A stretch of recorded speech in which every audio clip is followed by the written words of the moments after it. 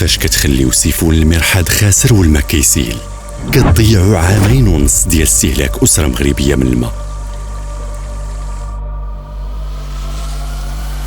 صلحوا السيفون،